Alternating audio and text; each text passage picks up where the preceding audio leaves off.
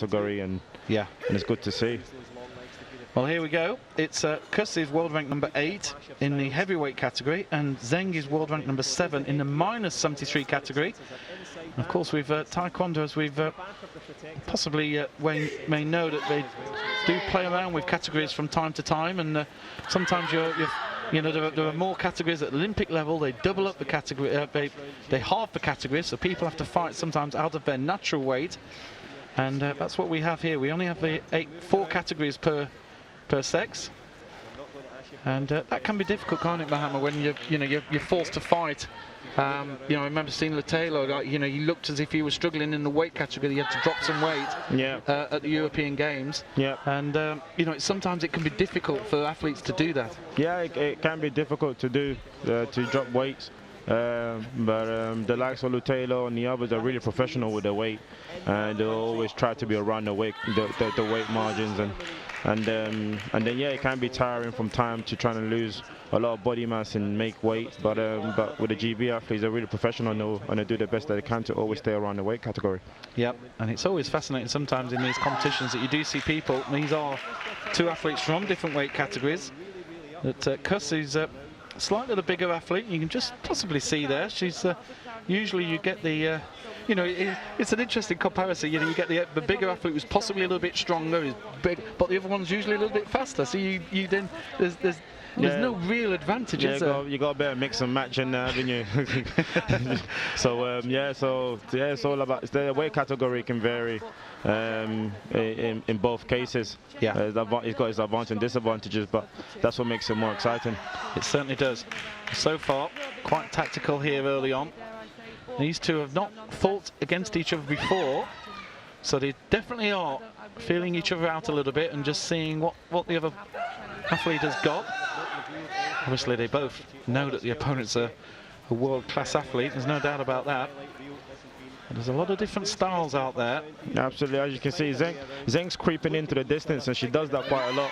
She's been doing that all day. I've been seeing her fighting. She just sneaks in, not bouncing a lot, just sneaks into the distance, and then almost just trying to put your opponent to sleep. And when you think the distance is right, she just kind of just nick that points off of you. Well, I don't think we're going to see much in the highlights reel from that one, because they were pretty much just eyeing each other up throughout the whole of that. And, well, 0-0. They certainly were introducing themselves to each other. It was very much a how do you do. And, well, the Chinese coach there. A lot of athletes, you can see that, but you know, both athletes are very tall.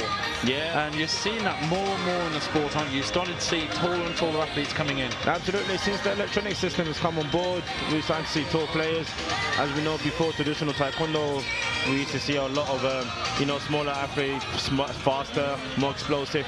But since the electronic body protectors come on, we've seen a lot of tall people from all division, from 54 right up to heavy. So it's very interesting to see. Well, here we go. So, not much going on in that first, if truth be told. But now, they'll have had their coach, and a little bit of input from the coach. And there you see both athletes opening up a little bit now. Absolutely. I think NAFIA is really just trying to really use the front leg and probably score to the blind side, which is her back. And ZHENG's just really creeping in. As you can see there, she's just using the front leg to creep into the distance and trying to close that gap in.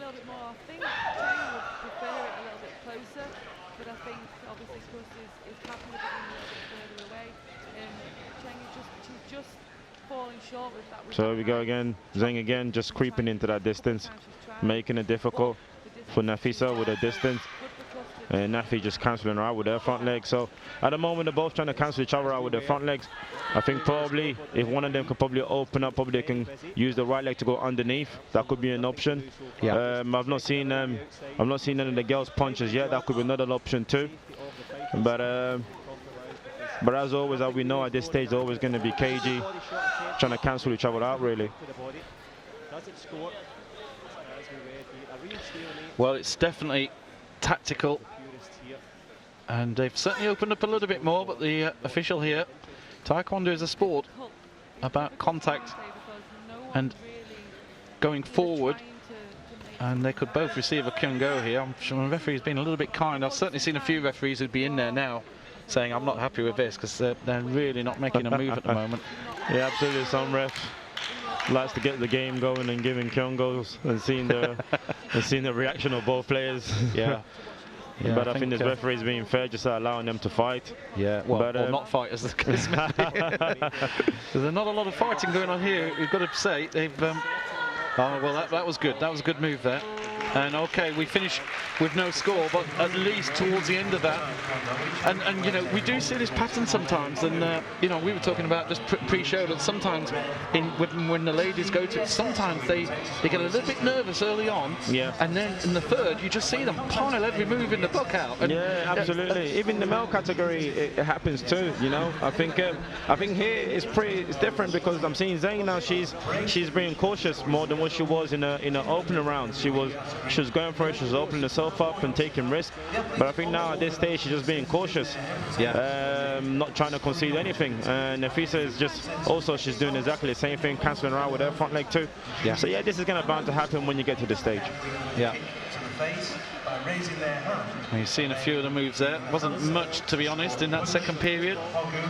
There's no doubt that neither of them are blowing too heavily, are they? They've got a lot left in the locker now to really put out there and just. I think this round is going to be who's going to take the most risk. Yeah. And I think NAFIA is going to probably play the cautious game again. But I think ZHENG, she's going to try to really go forward. There we go. Oh, and then she scores. There you go. Like I said, it's going to be who actually utilised the back leg, and that's what ZHENG just did. So, which is an option. Yeah. Yeah, and KUS wasn't ready for that at all, and she's out of court there, so that'll be a Kyung-go. Actually, what I love about ZHENG is the fact that even though she's one up, she's not defensive, she's keep creeping into the distance and keeping the pressure on the opponent. Yeah. And it just gives something about opponent to think about, really. Yeah, she's happy to let KUS try and come in here in blue. An interesting point, you know, scoring off the back leg. You can score with the front or the back leg, and if you see the opportunity, yeah, just take it. Get that back leg swinging. Absolutely. You're certainly going to get the power on it. And KUS so far, well, the onus is on her to do something. ZHENG is saying to her, look, you've got to come to me. You need to score. ZHENG's very happy. This could be a 1-0. And ZHENG is defending well. She's great defense here. Absolutely. Oh, she goes down, and it was nearly a head kick. Almost got the headshot there. Yeah. She needs to be careful in that stage. You know, you might be comfortable 1-0, but we all know towards the end you can easily lose the game. Yeah. Well, she went down because she saw the kick coming to the head, and she didn't have her arms in a protective position, so that actually forced her to get. She jolted the head back and ended up going over. Absolutely. Now they both got Kyung-go each. It's 1-0. So NAFIA can probably pull the game back and make ZHENG get a Kyung-go. Yeah.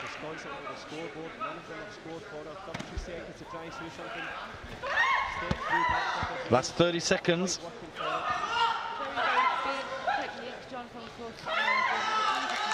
There you go. 2-0. To ZHENG, 3-0. Yeah. Oh, 2-0, excuse me. And they went back one.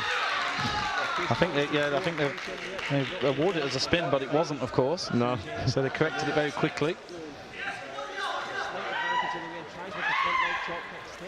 And ZHENG, well, with 2-point lead, she's happy to take a Kyung-go. We've got the situation that we had beforehand, where, well, the athlete knows that they can afford to go out. Time is over.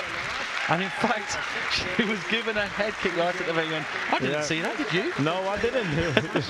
It's probably the fastest headshot probably seen. But I'd like to see that on a replay if possible. As I said, the head guards are very, very sensitive, so the slightest touch can go onto the scoreboard, and which ZHENG just did there. Yeah. I think NAFIA was quite surprised to see that go on board, but yeah.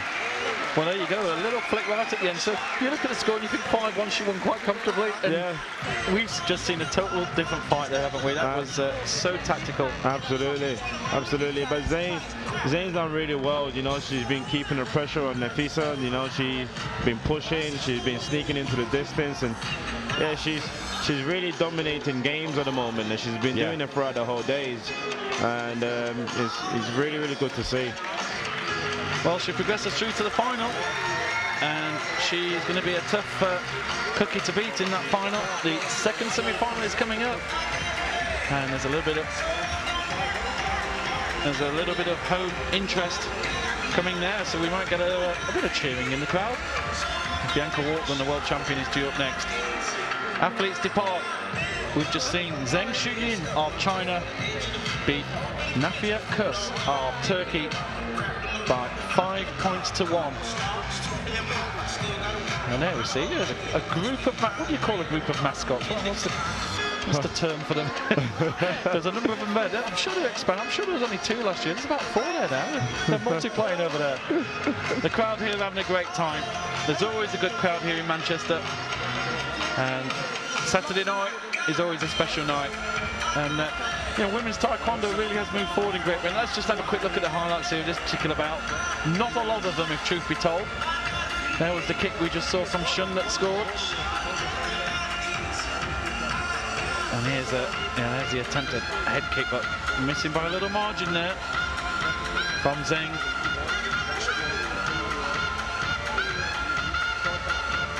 ZHENG very, very athletic, getting out the way of those head kicks. And KUS being blocked off there. Certainly attacking. And there you see, there she made the mistake. She looked at the screen to see if she'd scored the point, and ZHENG came in with the kick. Absolutely, you can't do that. How often does that happen? Yeah. You can't do that in this game. You need to stay focused on your opponent. And yeah, she knows she made that mistake, you know. And, oh, there's the head kick.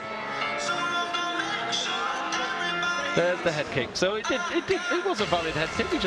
I think we were just looking for the kick shot from KUS to see if she connected, and ZHENG just slipped one in. Yeah, it was quite late, you know. Well, there's a victory for ZHENG SHUYIN of China, and interesting to see that she, you know, that point she scored early on with KUS looking at the screen, you know. It's an amateur mistake, but it's so easy to happen, isn't it? Yeah, it is. You can lose focus just for a split second.